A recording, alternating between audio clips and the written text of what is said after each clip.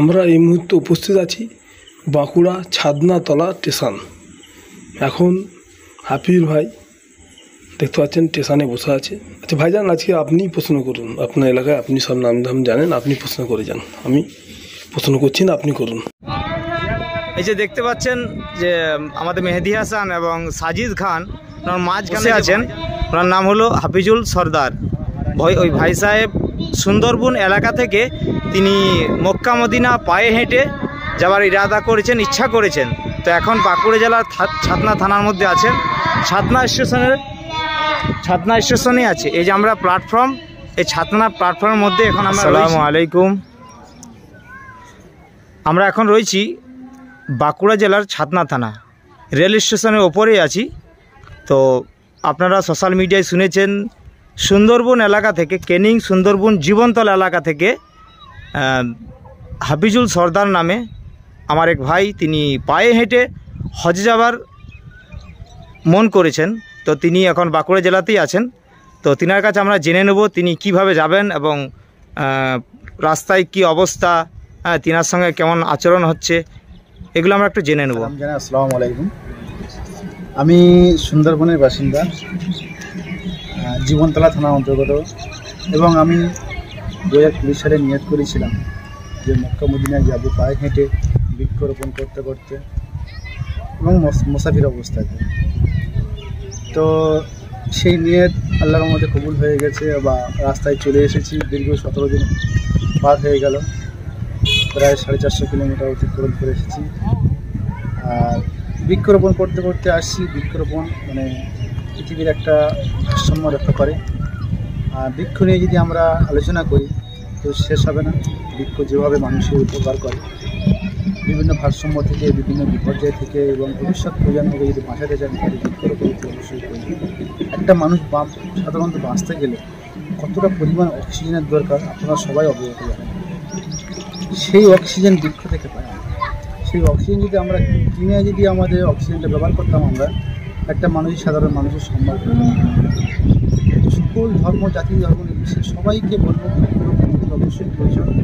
আসুন আমরা দিনে না হলে মাসে একটা করে বৃক্ষরোপণ করি এবং বিশ্ব শান্তির একটা বার্তা ছড়িয়ে দিই এবং আমাদের ভবিষ্যৎ প্রজন্মকে সুস্থ রাখি। আচ্ছা ভাইজান, আপনি পশ্চিমবাংলার বাঁকুড়া জেলাতে আছেন, কোন দিকে রাস্তা একটু বলবেন? ভারতবর্ষের পর কোন কোন দেশ? ছাতনা হয়ে আমি আগামীকাল আদ্রার উদ্দেশ্যে যাব। তারপরে আদ্রা থেকে ধানবাদ হয়ে আপনার বিহার হয়ে, ইউপি হয়ে Haryana, Punjab, Pakistan, Afghanistan, Iraq, Iran, Kuwait. Arab. কতদিনের রাস্তা? প্রায় তো 9 মাস থেকে 1 বছর একটা গ্রাম আসছে।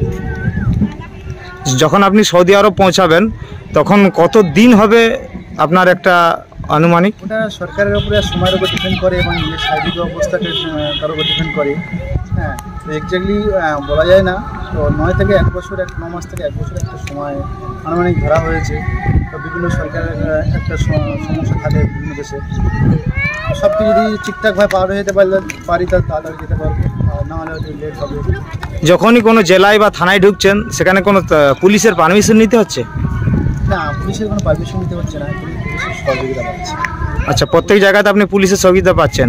পুলিশের সহযোগিতা পাচ্ছি এবং প্রশাসনিক কর্মীরা যেভাবে আমাদের সামনে আগিয়ে নিয়ে যাচ্ছে ওইভাবে অসংখ্য ধন্যবাদ। সেই সাথে সাথে সমস্ত গ্রামবাসী, মানে আমি যে এরিয়া থেকে আসছি সকল গ্রামবাসী আমাকে সাপোর্ট করছে এবং আমার সাথে আগে চলেছে, হাতে হাত রেখে, পায়ে পা রেখে ধীরে ধীরে সামনের দিকে আমাকে আগিয়ে যাচ্ছে। আপনি এখন পশ্চিমবাংলাতে আছেন, এরপরে আপনি চলে যাবেন ঝাড়খণ্ড, বিহার হয়ে আপনি দিল্লি, উত্তরপ্রদেশ ওইদিকে চলে যাবেন। তো সেখানে আপনার কাছে যে পরিচয়পত্র সব কিছু আপনি তৈরি হয়ে বেরিয়েছেন? আমার কাছে সমস্ত কাগজপত্র রেডি আছে।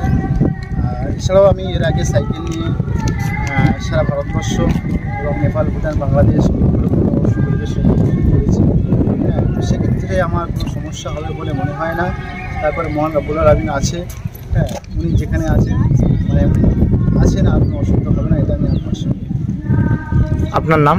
হাফিজুল সরদার।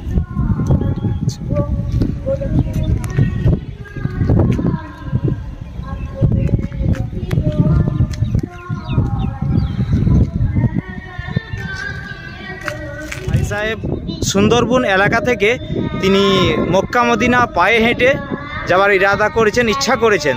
তো এখন বাঁকুড়া জেলার ছাতনা থানার মধ্যে আছেন। ছাতনা স্টেশনে আছে। এই যে আমরা প্ল্যাটফর্ম, এই ছাতনা প্ল্যাটফর্মের মধ্যে এখন আমরা রয়েছি। আমার সঙ্গে আমার সাড়ু ভাই আছে, তারপর আরেক ভাই আছেন, হ্যাঁ, ওনার দুলা ভাই, আমাদের মেহেদি হাসান এবং হাবিজুল ভাই, তিনিও আছেন।